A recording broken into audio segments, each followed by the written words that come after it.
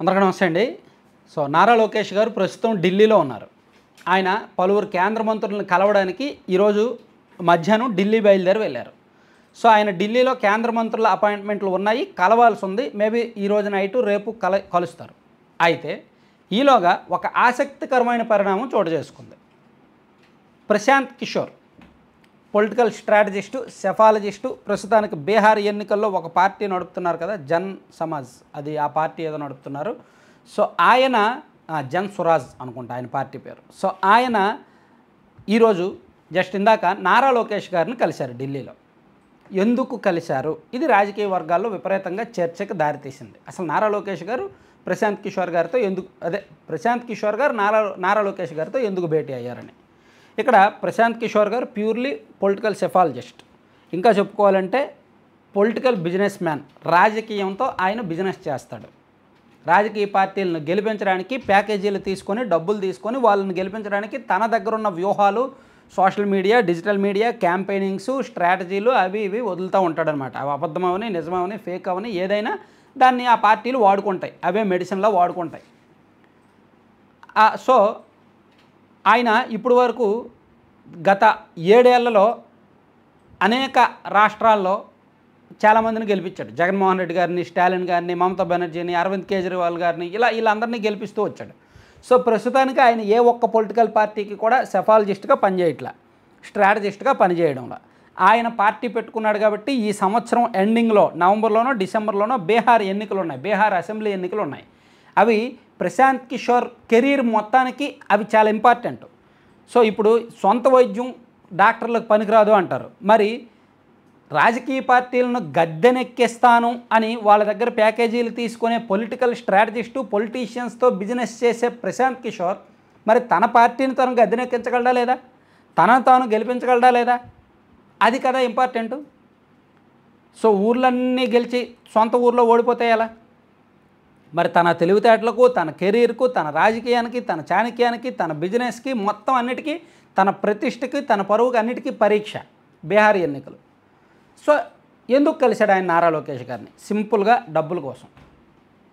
నీకెలా తెలుసు, నువ్వెలా చెప్పగలవు అని మీరు అందరూ అనుకోవచ్చు. 3 కారణాలు ఉన్నాయి. రీజన్ నెంబర్ 1, ఎన్నికలకు ముందు ప్రశాంత్ కిషోర్ గారు తెలుగుదేశం పార్టీకి బ్యాక్ ఎండ్ సెఫాలజిస్ట్గా, స్ట్రాటజిస్ట్గా పనిచేశారు. అందరికీ తెలిసి రాబిన్ శర్మ టీం మాత్రమే, అంటే షో టైమ్స్ మాత్రమే తెలుగుదేశం పార్టీకి పనిచేసింది కదా అని మీరు అనుకోవచ్చు. కానీ ఎన్నికలకు 6 నెలల ముందు నుంచి ప్రశాంత్ కిషోర్ గారు కూడా రంగంలోకి దిగారు. తెలుగుదేశం పార్టీ కోసం బ్యాక్ అండ్ తెర వెనక పనిచేశారు. ప్రశాంత్ కిషోర్ గారికి ఏమీ వద్దు, కేవలం డబ్బులు కావాలంతే, ఇంకేమీ వద్దు. మన దేశంలో కొంతమంది ఉంటారు, కేవలం డబ్బుల కోసం పనిచేస్తారు. వాళ్ళకి అవతల వాళ్ళతో పర్మనెంట్ రిలేషన్షిప్ అక్కర్లా, బిజినెస్ కావాలి. ఉదాహరణకు న్యాయవాదులు హరీష్ సాల్వే గారు 12 ఏళ్ల కిందట జగన్మోహన్ రెడ్డి గారి బెయిల్ కోసం సుప్రీంకోర్టులో వాదించారు.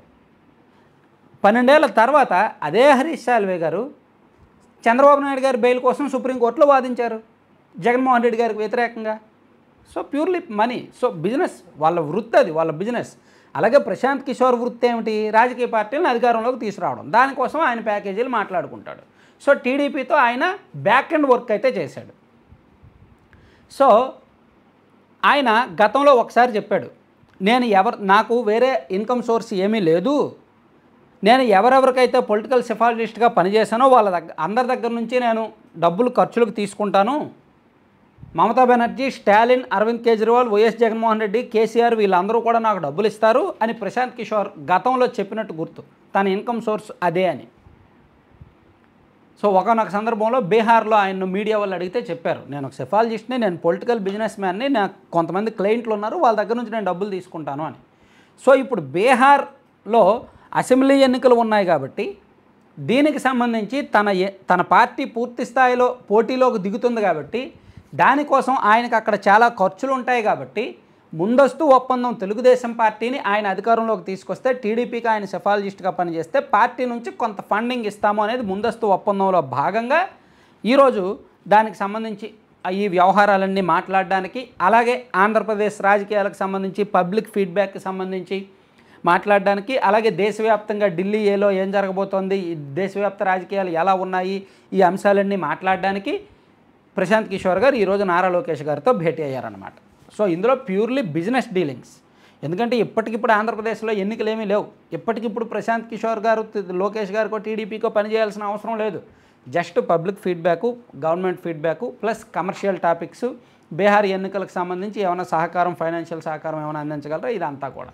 సో ఇది తమ్ముడే ప్యాకెట్ అంటారు కదా. సో ఇక్కడ ఎన్డీఏలో నితీష్ కుమార్ ఉన్నారు, టీడీపీ కూడా ఉంది. సో అదే నితీష్ కుమార్కి వ్యతిరేకంగా ప్రశాంత్ కిషోర్ గారు పోటీ చేస్తారు. కానీ ప్రశాంత్ కిషోర్కి టీడీపీ డబ్బులు ఇవ్వాలి, ఎందుకంటే అది బిజినెస్, అది ఆయన వృత్తి, వాళ్ళు క్లయింట్ కాబట్టి ఇవ్వాల్సిందే, ఇస్తారు మాట్లాడుకున్న దానికి తగ్గట్టు. సో దానికే ఆయన కలిశారు అనేది మన దగ్గర ఉన్న ఖచ్చితమైన సోర్స్.